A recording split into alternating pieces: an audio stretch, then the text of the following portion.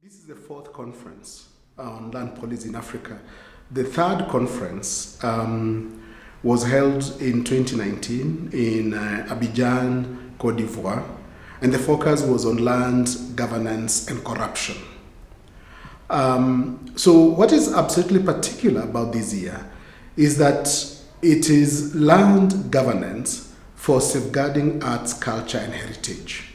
So for the first time in the history of these biennial conferences, we have an opportunity to discuss the intersection of arts, culture, and heritage and land. And in my view, this is extremely important because we know that land is central to life in Africa. It is political, it's economic, it's social, it's cultural. It has so many dimensions. And also it's on land that cultures are made.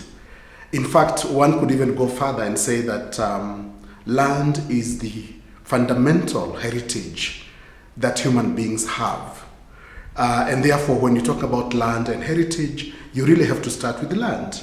And governance really is about decisions and how those decisions are made for purposes of programming, interventions, and funding, and basically resourcing the resourcing land. So this year's conference is very distinct in that regard, but it's also significant in another way that this year, 2021, is the year in which arts, culture, and heritage are being celebrated continentally on the guidance of the African Union. Moreover, at the United Nations level, 2021 is declared as the creative economy year. So there is a sense in which the conference itself is aligned to the principles of land and culture generally, but also aligned to the principles of the African Union and the United Nations. So it's unique in that regard. Most of our creativity, the work that we do as writers, is derived from our immediate environment. So it's inspired by our immediate environment, whether that environment is political, social, cultural, power relations, and so forth and so on. So our creativity is inspired by that, and then we activate our imagination really to read and to interpret the things that we see in the environment. So the immediate environment in which we find ourselves is actually the environment of land. So we see trees, we see birds, we see people, working on the land to increase productivity. We see people struggling, over inheritance rights. We see people buying land, being conned because of certain problems, people being displaced because maybe the town is expanding. We see people struggling to settle.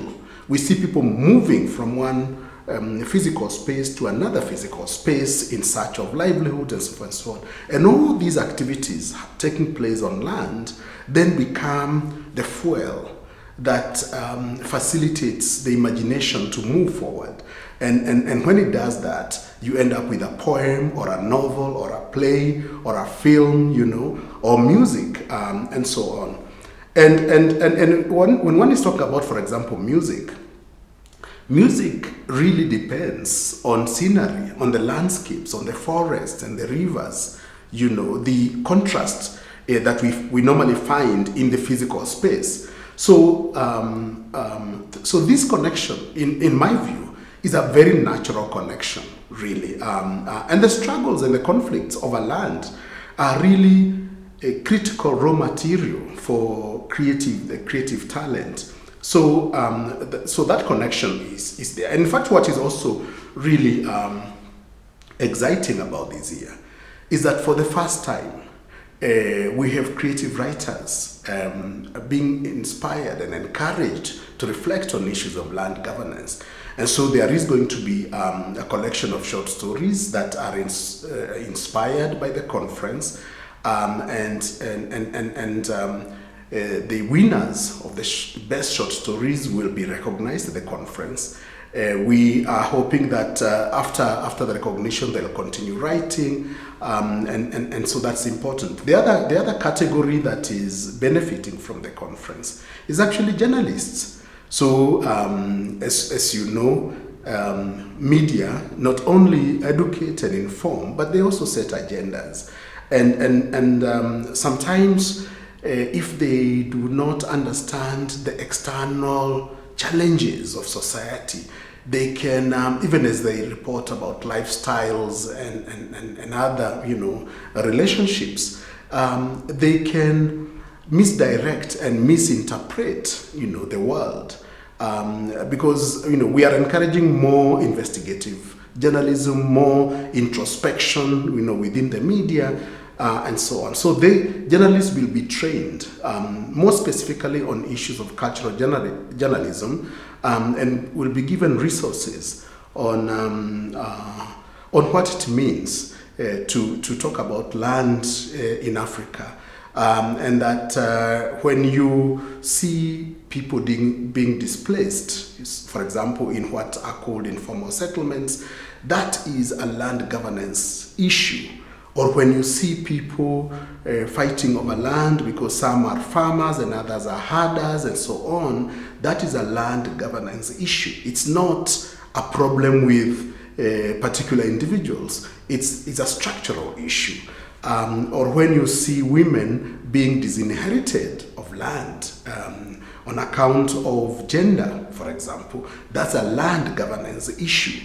So that instead of trivializing, these tensions in our communities, journalists will be encouraged or are being encouraged to dig deeper and to look at the root causes of the problems that our societies have, but even to look at the opportunities that we have. And those opportunities might have to do with the opportunities provided by technology, the digitization of masses of land and land pieces, and how to deal with issues of corruption, and so on. And also how to build institutions that are ethical, that uphold a culture of transparency, and so on. So that journalists themselves are part of the solution to the challenges that we face as a continent, and that they are genuine in terms of their reporting and they're able to go deeper as they search for the story. So I think personally I'm very, very excited